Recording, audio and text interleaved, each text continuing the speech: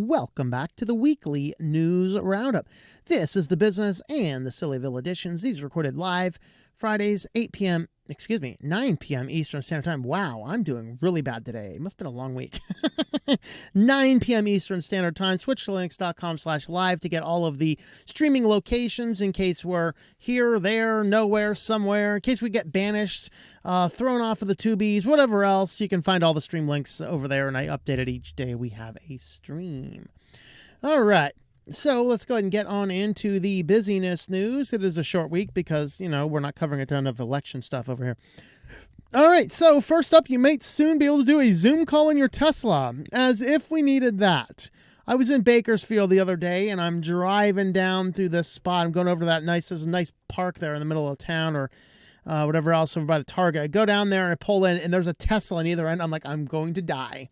But I managed to get in there. None of the Teslas went rogue on me. No lithium-ion battery fires in the middle of it all. I survived. But there are indeed a lot of Teslas over in California. All right. But that's the last thing we need is for people to be on Zoom calls, because it's like, do you guys remember this? In fact, it was a meeting with a transportation department. This is going back to me about a year or so, on a transportation department, and they were literally talking about road safety, and there was a guy in there who had his Zoom background on. He was actually in his car. He's like sitting in this like picture of his living room with a seatbelt on doing this. It was really funny. But yeah, we do not need Zoom active on Teslas. Now, it might be another one like the gaming system. It can only be used if your car's not be using. Oh, no, that's just for now. Because don't worry, Tesla's got like that self-driving stuff. So you can just get the self-driving stuff on. Forget you're even driving until it's already too late and you've already killed 5 people in your lithium-ion fireball. This is just a bad idea. Another bad idea. We don't need a big computer dashboard in any car. Okay. We just don't need that. Too many issues, too many dangers, too many warning signs, and you got to take your eyes off the road too much to look at those touch screens rather than tactile buttons where you can feel what you're doing with minimal looking at the road. Well, YouTube is now taking shorts on video TV apps. So if you are watching any YouTube apps on any of your smart TVs, now you're going to have a big old bake of shorts at the top, as if does anybody like shorts? I mean, I know millions of people watch them. I know it's the latest rage. I cannot stand them for the life of me. First and foremost, I'm not sitting here watching something in this little dimension. No, and I'm looking up things. There's entire Reddit fields about it. Everyone's like, dude, shorts, stop it. Okay. If people wanted to watch this crap, they'd be on TikTok. Why are you trying to compete with a thing that makes a world's brain numb? Now, understand this. TikTok in China limits itself to only a certain amount of time and pushes pro-science, pro-education, pro-country things to the Chinese users. You leave China, it becomes the disgusting cesspool, which is literally destroying the world. And now YouTube says, hold my beer, yo, I'm doubling down. And so now on your smart TV apps, you're going to start seeing these. It's kind of like the same thing going to the YouTube homepage, right? And it's like you see the big old the shelf of shorts, and you click it like, okay, we won't show this shelf for 30 days. Can you have the option to not show the shelf ever? I'm not going to watch your crap. You know what I mean? Like this video if you hate shorts too. But yeah, because it's just the rage. No, it's mind-numbing garbage is what it is. All right. Moving on. Windows 11 has some A/B testing they're apparently doing, because some people are saying they're seeing this and other people are saying they're not, but it's not uncommon for Microsoft to push A/B testing even in production environments. Literally, your Windows computer could be completely different from your mother's Windows computer. So your mother's like, hey, Bobby, I can't figure something out. And you're trying to explain what it is. They might have a completely different UI because of A/B testing. I don't see that, Bobby. What? So basically what this is now is you click on the menu and under the recommended, you're going to get a little pop-up here. Sign up for Microsoft account. Now, this one baffled me because I was under the impression that it was really, really, really hard to get Windows 11 going without a Microsoft account. Is this true? Not true? Was that just in the early developer builds? I don't know. I haven't touched Windows 11 other than as I commented on a Chris Titus Tech video, or maybe it was a tweet. I can't remember. I said, well, other than looking at system specs at Best Buy, I haven't touched Windows 11. I don't know what's in this thing. It's getting interesting. It's getting to the point where I don't even know how to use Windows anymore, and I'm okay with that. You know what I mean? Give me control. Give me a system that the UI is the same everywhere and we're not doing A/B testing. But apparently now you have the sign up for Microsoft account, change account settings, lock, and sign out as easy pop-ups now. And they're kind of pushing this. They're pushing backing up files with OneDrive, which of course means that Microsoft gets access to everything on your computer. Oh, guys, they're just going to be sorting that and looking for the goods on you. I got nothing to hide. Yeah, until what you have that was perfectly legal yesterday becomes illegal tomorrow. And with the constant flip-flopping of the red and the blue parties of absolute nonsense going on in this country, that's going to happen. I mean, come on, the Republicans get all in, you're going to get all sorts of crazy, weird laws. It's like, what are you guys doing? And then the Democrats get in and they want to chop on. Never mind. We don't even want to go there right now. It's just getting weird. And we are in a polarized turnkey world right now. And so I don't want any of that stuff out going on anybody else's cloud. I don't want to be arrested for a meme. And it's happened. Stick around for the band news. Anyway, so yeah, if you pull it up on this was an insider build where they regularly do A/B testing, but they do A/B testing on the regular systems as well. So you now have, there you go. This is the one for backing up your files. The other one is for signing for Microsoft account. They're really pushing all this kind of stuff. That's how wonderful. And finally, Signal is losing its way. I have not used a Signal app. I had set it up at one point in time a long time ago. And then when I changed phones, we're going on. Actually, it wasn't even changing phones. It was something they did stupid like 2 or 3 years ago, where they were going to store all your contact stuff in their cloud. Like, no. And there wasn't initially a way around it. I just stopped using it altogether and booted it off. But now it's getting worse, guys. Now they're rolling out a stories feature. Great. All we need. We have Signal installed so we can securely text, and now I'm going to get spammed by the latest stories feature that you can spam out to anybody on your contact list who also uses Signal. And of course, it's encrypted. Great to know. We do not like, and they disappear after 24 hours. It's like Snapchat/stories. Like, really? Signal? What in the hell are you thinking of? You are going from, you were really good. Now there's one feature that Signal does. It's a feature, not a bug, that I will never use it until they get rid of. And that is, if you set up Signal on your device and anybody else who has Signal on their device who has your number in their contact list will get a notification that you have now joined Signal. So much for privacy, folks. Signal has been losing its way for a long time, in case you're thinking this is the best way to communicate. No, it's not. Signal has lost its mind from the very beginning. Okay, let me repeat that. I don't have to have your number in my contact list. You have to have my number in your contact list and be on Signal. If I get on Signal, you get a message about it, and there's no way to tell it not to do that. You've just empowered every crazy stalker in the world who is stalking their ex-girlfriends and all sorts of fun stuff. That's insane. And then this, that's all we need. All we need is a stories feature where I can turn my Signal text messaging app into a social media nonsense plugin. Great. How wonderful. Rolling out a new stories feature to all users on Android and iOS. The company announced on Monday. The official launch comes weeks after the company first began beta testing with select users.